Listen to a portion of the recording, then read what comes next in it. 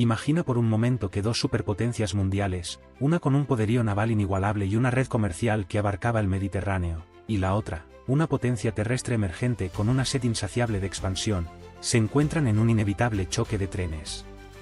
¿Qué pasaría si este conflicto no fuera una simple guerra, sino una serie de duelos a muerte que durarían más de un siglo, con consecuencias que aún hoy resuenan en nuestra forma de entender el poder, la estrategia y la resiliencia? Olvídese de los libros de texto polvorientos. Este análisis se sumergirá en el corazón de las guerras púnicas, no como una mera sucesión de fechas y batallas, sino como una saga épica de ambición desmedida, genio militar y una brutalidad que redefinió el mundo antiguo. Prepárese para sentir el estruendo de los elefantes de guerra, el crujido de las galeras al abordaje y el eco de una frase que selló el destino de una civilización: Cartago de Lenda Est.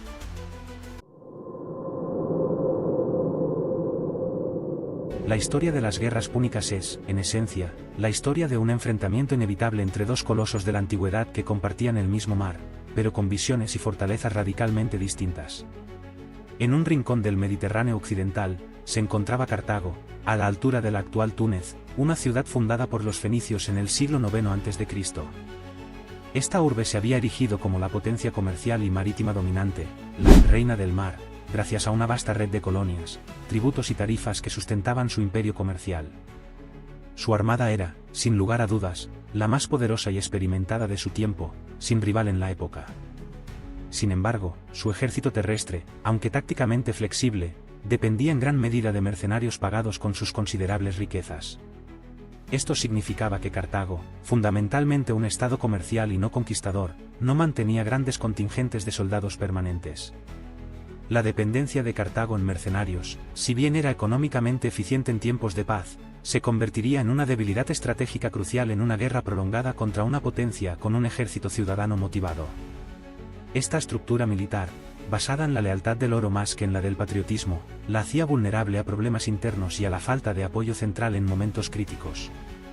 Es curioso notar que los romanos se referían a los cartagineses como púnicos, derivado del latín punicus, en alusión a su origen fenicio.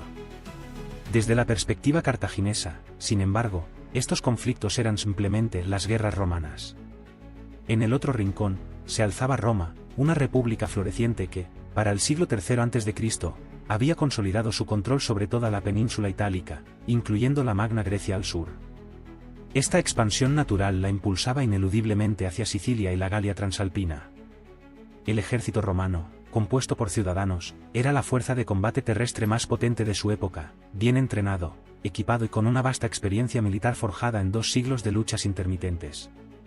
A diferencia de Cartago, Roma poseía una estructura política y social que le permitía movilizar una vasta cantidad de ciudadanos para la guerra. Esta capacidad le confería una resiliencia demográfica y moral superior a la de su rival, a pesar de sus desventajas iniciales en ciertos dominios. Un ejército ciudadano, luchando por su patria y por la posibilidad de ascenso social, poseía una fuente de lealtad y motivación más profunda que un ejército mercenario, lo que permitía a Roma absorber inmensas bajas y continuar la lucha. Sin embargo, su armada era, al inicio, menos numerosa y con menos experiencia. La expansión romana no era solo una cuestión de territorio, estaba impulsada por una política imperialista del patriciado, que buscaba mitigar las tensiones sociales internas y repartir el botín de las conquistas entre su ciudadanía. Para comprender mejor este choque de titanes, podemos resumir sus características fundamentales. Roma era una república en expansión, con un poder basado en su ejército terrestre ciudadano, las famosas legiones, que eran bien entrenadas, disciplinadas y resilientes. Su economía era principalmente agrícola y se expandía territorialmente. Su armada era inicialmente débil, pero demostró ser adaptable e innovadora, como veremos con el Corpus. El liderazgo romano recaía en cónsules anuales y un senado fuerte, con figuras como Escipión. Su resiliencia era alta, con una gran capacidad para absorber pérdidas y reconstruir sus fuerzas. Por otro lado, Cartago era un imperio comercial, una talasocracia, cuyo poder se basaba en su armada dominante y su extensa red comercial. Su economía era marítima, sustentada en el comercio, los tributos y la plata. Su ejército era mayormente mercenario, tácticamente flexible, pero propenso a revueltas. Su armada era superior y experimentada, aunque su gobierno era propenso a la corrupción. El liderazgo cartaginés estaba en manos de sufetes y un consejo de ancianos o senado, con figuras destacadas como Amílcar y Aníbal. Sin embargo, su resiliencia era menor, siendo vulnerable a problemas internos y a la falta de apoyo central. Esta diferencia en sus estructuras y fortalezas sería determinante en el desarrollo de las guerras. La causa principal de las guerras púnicas no fue un incidente aislado, sino un conflicto de intereses fundamental entre la Roma en plena expansión y el consolidado imperio comercial cartaginés. Cartago controlaba el Mediterráneo occidental, y la floreciente Roma, al expandirse, vio amenazada su influencia, lo que generó una percepción de amenaza mutua. Piensen en ello como una versión antigua de la Guerra Fría, donde dos superpotencias emergentes, cada una con su propia esfera de influencia y modelo económico, se ven obligadas a chocar por el control de un recurso vital, en este caso, el Mediterráneo. Es el clásico dilema de seguridad: la expansión de uno es percibida como una amenaza existencial por el otro, llevando a una escalada inevitable. El detonante específico de la Primera Guerra Púnica fue un conflicto local en Sicilia, en la estratégica ciudad de Mesina. Los mamertinos, un grupo de mercenarios que habían tomado Mesina, se vieron acorralados por Hierón II de Siracusa y pidieron ayuda primero a Cartago. Sin embargo, al sentirse traicionados por la presencia cartaginesa, se volvieron hacia Roma. Roma, al ver esta petición como una sumisión y al no poder desinteresarse de una ciudad tan próxima a sus aliados griegos en Italia, intervino. Esta intervención romana en Mesina, un punto de estrangulamiento geopolítico, reveló la incompatibilidad de las ambiciones de ambas potencias y transformó una disputa local en una guerra a gran escala por la hegemonía regional. Este suceso demuestra cómo tensiones aparentemente menores pueden escalar rápidamente a conflictos de gran envergadura cuando las rivalidades geopolíticas subyacentes son profundas.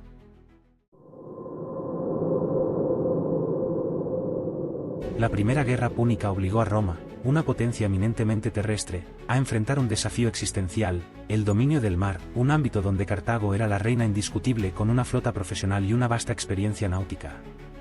En el año 261 a.C., Roma tomó una decisión audaz y sin precedentes: construiría su primera gran flota desde cero.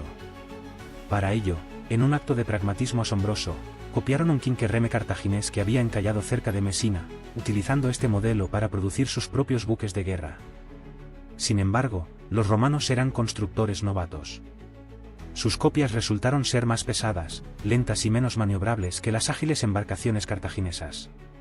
A pesar de esta desventaja inicial y su inexperiencia, la voluntad política de Roma de invertir masivamente en una capacidad militar completamente nueva subraya su determinación inquebrantable para superar cualquier obstáculo en su camino hacia la hegemonía.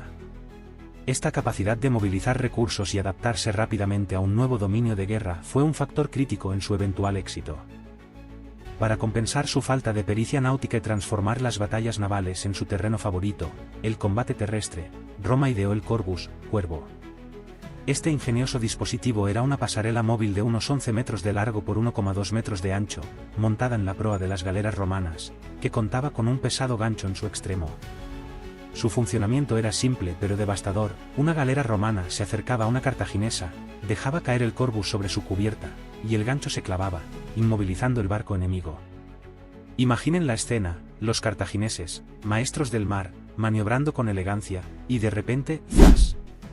Un puente con un gancho gigante se les clava en la cubierta, y de él salen corriendo legionarios romanos, como si el mar fuera un campo de batalla más. Un abrazo poco amistoso, ¿verdad? Esto permitía a los legionarios abordar y luchar cuerpo a cuerpo, su terreno favorito, anulando la ventaja cartaginesa en maniobrabilidad. El impacto inicial del Corvus fue arrollador. Gracias a él, Roma logró victorias decisivas en batallas clave. Milae, 260 a.C., la primera victoria naval romana importante, que demostró la eficacia del Corvus en acción. Cabo Ecnomo, 256 a.C., considerada la mayor batalla naval de la antigüedad clásica, con más de 600 barcos en combate. Los romanos obtuvieron una victoria decisiva, consolidando su supremacía naval. Sin embargo, hay un dato curioso y una contradicción histórica que añade un toque de misterio a esta innovación. A pesar de que el Corvus fue tremendamente efectivo y su impacto inicial arrollador, algunos historiadores contemporáneos dudan de su existencia o de su uso prolongado. Señalan la escasez de pruebas arqueológicas y las inconsistencias técnicas de su diseño, como su tamaño y la inestabilidad que podría haber causado en las naves, contribuyendo a los numerosos naufragios romanos, cientos de naves y decenas de miles de vidas perdidas en tormentas. Quizás fue más una genialidad de marketing que de ingeniería, ¿quién sabe? Esta controversia sobre su existencia simboliza la capacidad romana de gamificar la guerra, transformando sus debilidades en fortalezas mediante la innovación y la adaptación, incluso si parte de esa innovación fue más narrativa que puramente tecnológica. El debate mismo demuestra cómo la historia puede ser influenciada por la narrativa y la propaganda, añadiendo una capa de complejidad a la comprensión de los hechos. Con la supremacía naval asegurada, Roma decidió llevar la guerra directamente al corazón del imperio cartaginés en África. En el año 256 a.C., el cónsul Marco Atilio Régulo desembarcó con sus legiones y logró capturar Aspis y Túnez, situándose a solo 16 kilómetros de Cartago. La situación para Cartago era desesperada. En un giro inesperado, Cartago contrató al mercenario espartano Jantipo, un general con una habilidad táctica excepcional. Jantipo, con su ejército que incluía una formidable fuerza de elefantes de guerra, infligió una sonora derrota a los romanos en la batalla de Túnez en el 255 a.C., capturando al propio Régulo. Tras esta debacle, los romanos se vieron obligados a retirarse completamente de África. Existe una anécdota curiosa, aunque desmentida por historiadores modernos, que narra el destino de Régulo. Se cuenta que fue enviado a Roma para negociar una paz humillante, bajo la promesa de regresar a Cartago para sufrir el martirio si no tenía éxito. Fiel a su palabra, regresó para enfrentar un cruel final. Un héroe trágico, o una gran historia para contar en las tabernas romanas, según se mire. Este episodio ilustra la fragilidad de la superioridad militar si no se acompaña de una estrategia de ocupación y consolidación efectiva. La intervención de un genio táctico como Jantipo pudo revertir completamente el curso de una campaña, demostrando que la mera llegada a territorio enemigo no garantiza la victoria sin una comprensión profunda del terreno y las capacidades del adversario. A pesar de las inmensas pérdidas y las devastadoras tormentas que diezmaban sus flotas, Roma perdió unas 700 naves, Cartago unas 500, la resiliencia romana se impuso. Roma reconstruyó su armada una y otra vez, logrando finalmente el triunfo definitivo en la batalla de las Islas Egadas en el 241 a.C. El Tratado de Lutacio, que puso fin a la guerra, impuso condiciones extremadamente duras a Cartago, la devolución de todos los prisioneros, la evacuación total de Sicilia, excepto Siracusa, y el pago de una cuantiosa indemnización. Sicilia se convirtió así en la primera provincia romana fuera de la península itálica, marcando el inicio de la expansión romana más allá de Italia. Las repercusiones para Cartago fueron inmediatas y catastróficas. Incapaz de pagar a sus vastos ejércitos de mercenarios, se desató una brutal guerra de los mercenarios, 241 a 237 a.C., una revuelta interna que amenazó la propia existencia de Cartago. Roma, con su pragmatismo habitual, aprovechó esta revuelta interna para apoderarse de Cerdeña y Córcega, islas vitales para el suministro de grano cartaginés. La guerra de los mercenarios fue una consecuencia directa de la debilidad estructural de Cartago, exacerbada por su dependencia de fuerzas externas y la corrupción gubernamental. Roma, al explotar hábilmente esta situación, no solo debilitó aún más a su rival, sino que también sembró las profundas semillas de la venganza que germinarían en la Segunda Guerra Púnica. La paz de Lutacio no fue un final, sino una dolorosa intermisión, demostrando cómo los agravios no resueltos y los desequilibrios de poder inevitablemente conducen a conflictos renovados.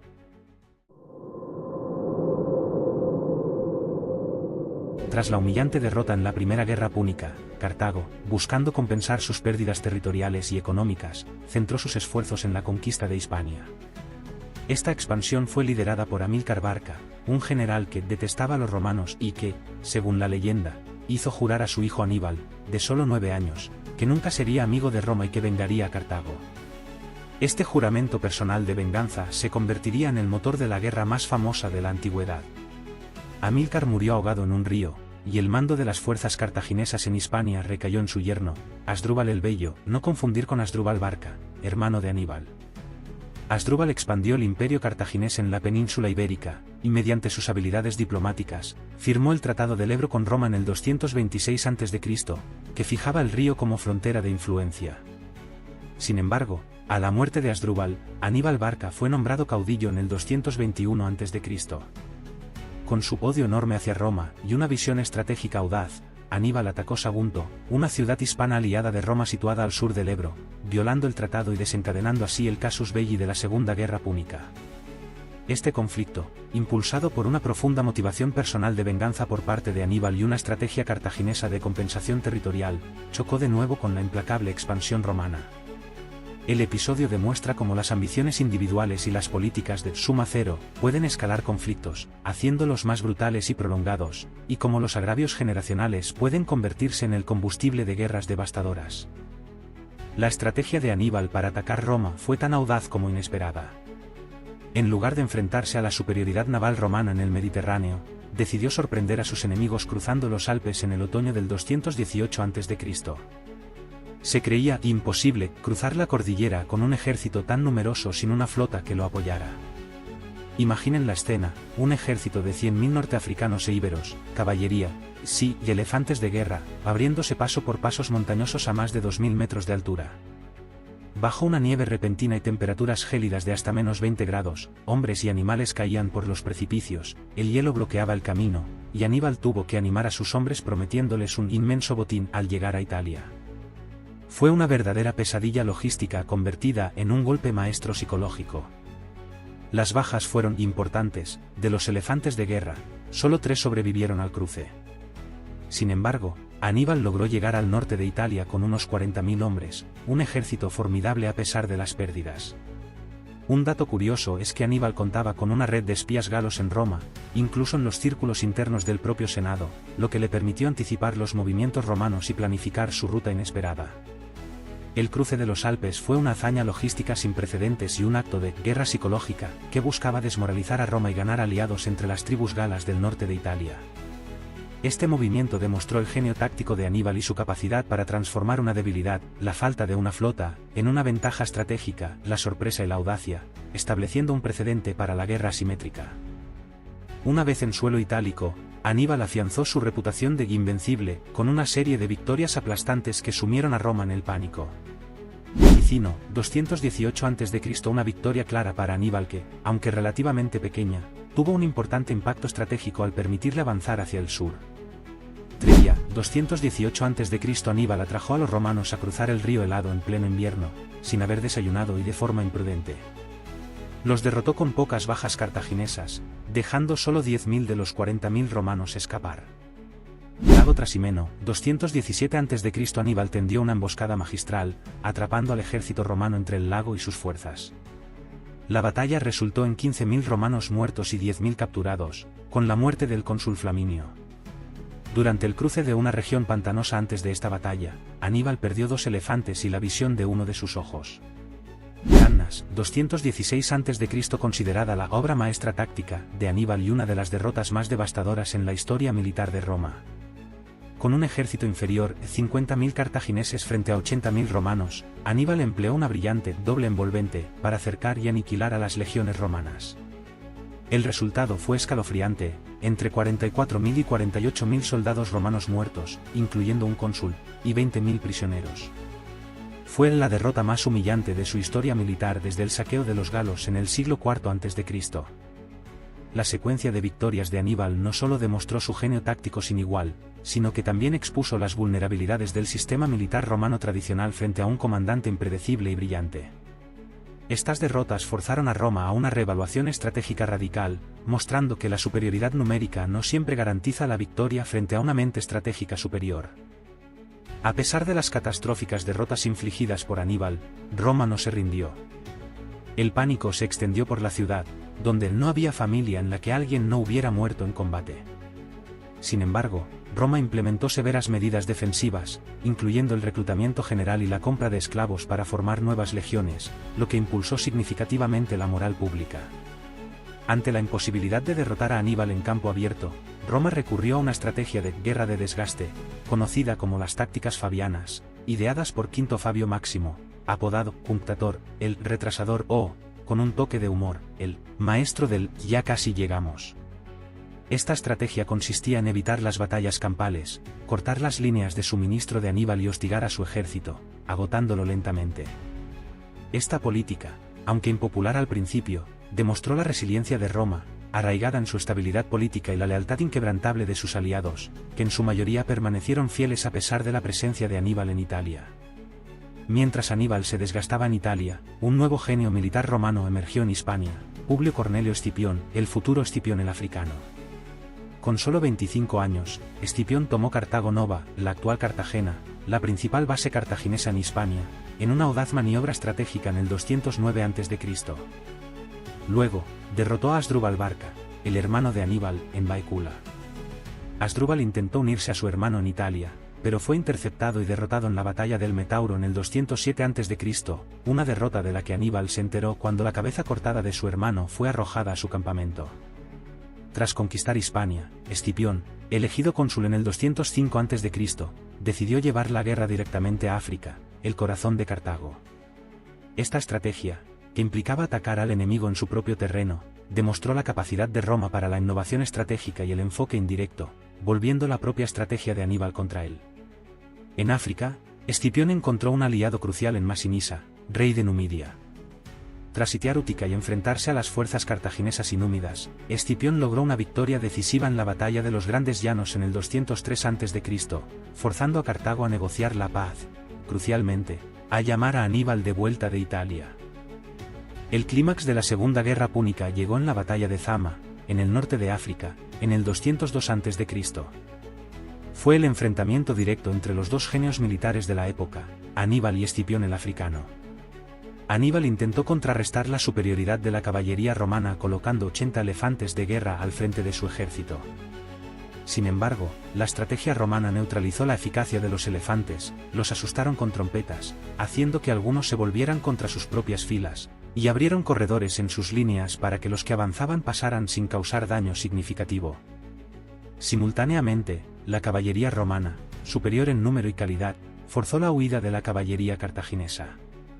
La infantería cartaginesa luchó ferozmente, pero la batalla se decidió cuando la caballería romana regresó de perseguir a sus homólogos cartagineses y atacó a la infantería de Aníbal por la retaguardia, atrapándola y aniquilándola. Zama marcó la primera gran derrota militar de Aníbal en su carrera. Tras la batalla, Aníbal regresó a Cartago y aconsejó al Senado que la ciudad debía rendirse de inmediato. Zama no fue solo una victoria táctica, sino una victoria simbólica que marcó el triunfo de la adaptabilidad y la profundidad estratégica romana sobre el genio individual. Demostró la capacidad de Roma para aprender de sus derrotas, innovar y producir sus propios comandantes brillantes, que finalmente lograron superar al estratega más temido de la antigüedad. La derrota en Zama y el subsiguiente tratado de paz impusieron condiciones aún más severas a Cartago. La ciudad perdió todas sus posesiones en Hispania, tuvo que entregar su flota, excepto 10 barcos comerciales para protección, pagar una enorme indemnización de 200 talentos de plata anuales durante 50 años, y, crucialmente, renunciar a su capacidad de declarar la guerra sin el permiso de Roma. Esta última condición, en particular, despojó a Cartago de su soberanía y la dejó a merced de Roma. Aníbal, el gran estratega, se vio obligado a exiliarse, y tras una vida de huida y conspiraciones, murió por su propia mano en el 184 a.C. La Segunda Guerra Púnica solidificó el control de Roma sobre el Mediterráneo occidental, transformándola en la potencia preeminente. El término Mare Nostrum, nuestro mar, que los romanos habían comenzado a usar tras la Primera Guerra, ahora se aplicaba con una autoridad indiscutible a la totalidad del Mediterráneo.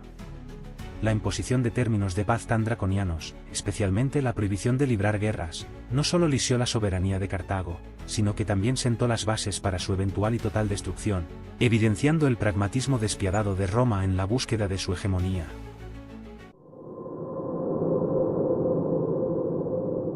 A pesar de la devastadora derrota en la Segunda Guerra Púnica y las cuantiosas deudas contraídas, Cartago, con su innato espíritu comercial, logró una sorprendente recuperación económica. Esta prosperidad, irónicamente, no trajo paz, sino una renovada alarma en Roma. El anciano senador Catón el Viejo visitó Cartago en el 152 a.C., y en lugar de una ciudad empobrecida, encontró una urbe floreciente gracias a su próspero comercio.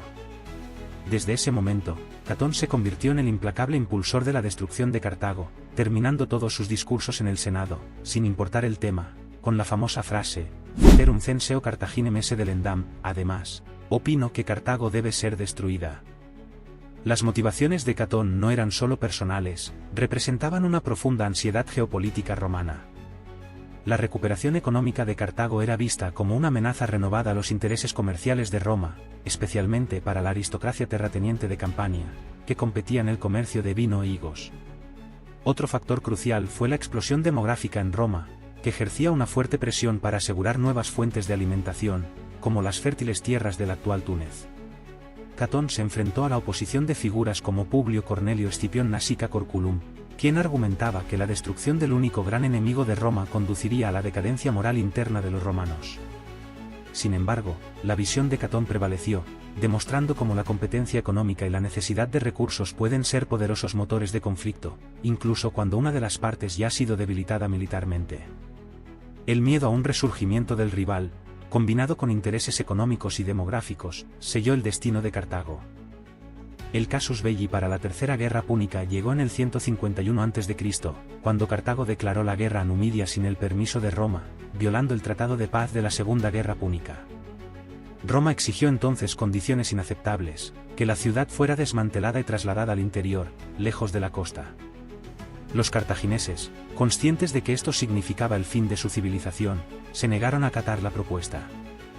Así comenzó el asedio de Cartago, una operación que duraría 3 años, 149 a 146 a.C. A pesar de estar desarmados, los cartagineses mostraron una resistencia heroica y un ingenio asombroso. Se atrincheraron en su ciudad y comenzaron a fabricar armas día y noche, utilizando incluso el cabello de las mujeres para hacer cuerdas para sus máquinas de guerra, reforzando sus murallas y acumulando provisiones. Durante los 2 primeros años, los romanos se encontraron imposible capturar Cartago debido a sus inmensos recursos y fuertes fortificaciones. La disciplina en el campamento romano se había relajado. Sin embargo, en el 147 a.C., Publio Cornelio Escipión Emiliano, nieto adoptivo de Escipión el Africano, fue nombrado cónsul y comandante supremo. Escipión Emiliano restauró la estricta disciplina en el campamento, expulsando a civiles y comerciantes, y logró aislar completamente la ciudad por tierra y mar. Este aislamiento provocó una rápida disminución de las reservas alimenticias y el brote de enfermedades que diezmaron a la población cartaginesa. En la primavera del 146 a.C., con la población debilitada por el hambre y la enfermedad, los romanos lanzaron el asalto final. Penetrarían por el puerto, abriendo brechas en las murallas con arietes y usando torres de asedio. Lo que siguió fue una brutal batalla urbana, casa por casa, que duró 6 días y noches. Los cartagineses lucharon hasta la muerte, arrojando todo lo que tenían desde los tejados, mientras los romanos avanzaban demoliendo muros y abriéndose paso entre las ruinas. Asdrúbal, el líder de la defensa cartaginesa, que había ordenado la crucifixión de prisioneros romanos, se rindió. Sin embargo, su esposa, en un acto de furia y desafío, se lanzó a las llamas de una pira funeraria con sus hijos, gritando: «Tú nos has destruido con fuego serás también destruido». Este asedio final mostró la desesperada resiliencia de Cartago y la implacable y sistemática aproximación romana a la guerra total. La brutalidad del asalto final y el desafío de la esposa de Asdrúbal subrayan la naturaleza existencial del conflicto y el profundo costo humano de tal lucha. La ingeniería militar romana en el asedio era, en efecto, inigualable. Tras la captura de Cartago, la ciudad fue completamente saqueada. Aproximadamente 50.000 supervivientes fueron reducidos a la esclavitud. La ciudad ardió durante 17 días. Una comisión del Senado romano llegó para decidir su destino. Aunque Escipión Emiliano y algunos senadores habrían preferido preservarla, la mayoría de la comisión, probablemente influenciada por la incansable campaña de Catón, decidió su destrucción total. La historia oficial registra que Escipión ordenó a las legiones arrasar la ciudad hasta sus cimientos. Se cuenta que, al presenciar la aniquilación de Cartago, Escipión Emiliano lloró y recitó en griego una línea de la Ilíada de Homero: «Llegará el día en que la sagrada Ilión perezca, cuando Príamo y su pueblo, diestros con la lanza, perezcan». Cuando el historiador griego Polibio le preguntó por qué recitaba esos versos, el general romano respondió: «Temo que algún día alguien tenga que citarlos viendo arder Roma». Esta anécdota, aunque quizás apócrifa, transmite poderosamente la comprensión de que la ambición imperial desmedida, si bien conduce al triunfo, también puede sembrar las semillas de la propia caída. Las antiguas posesiones de Cartago se convirtieron en la nueva provincia romana de África. Aunque la teoría de que los romanos sembraron sal en las tierras agrícolas de Cartago para impedir su cultivo ha sido desmentida por la historiografía moderna, la destrucción fue total y simbólica, borrando a Cartago del mapa como nación independiente. La aniquilación de Cartago fue un acto deliberado de eliminación estratégica, asegurando que no hubiera un futuro resurgimiento. El lamento de Escipión, independientemente de su veracidad histórica, refleja una profunda reflexión sobre la naturaleza cíclica del poder y la destrucción, y sirve como una advertencia temporal sobre los peligros de la hegemonía absoluta.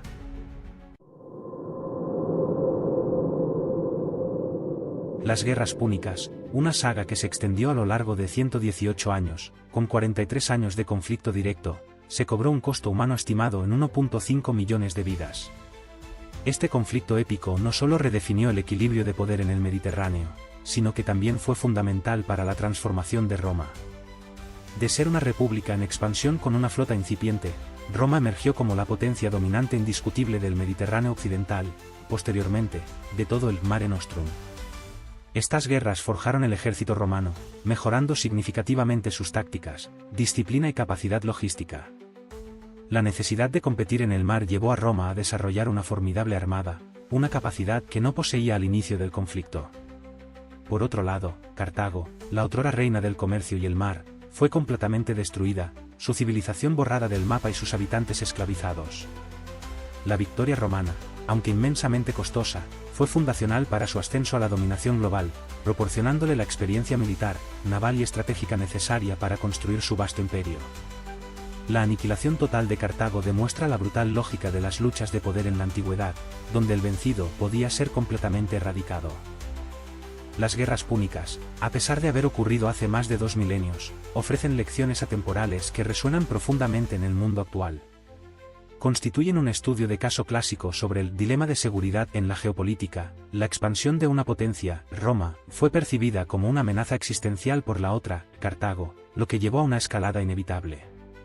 Observamos la importancia de la resiliencia nacional, ejemplificada por la capacidad de Roma para recuperarse de derrotas devastadoras como Cannas, reconstruir sus fuerzas y adaptar sus estrategias militares.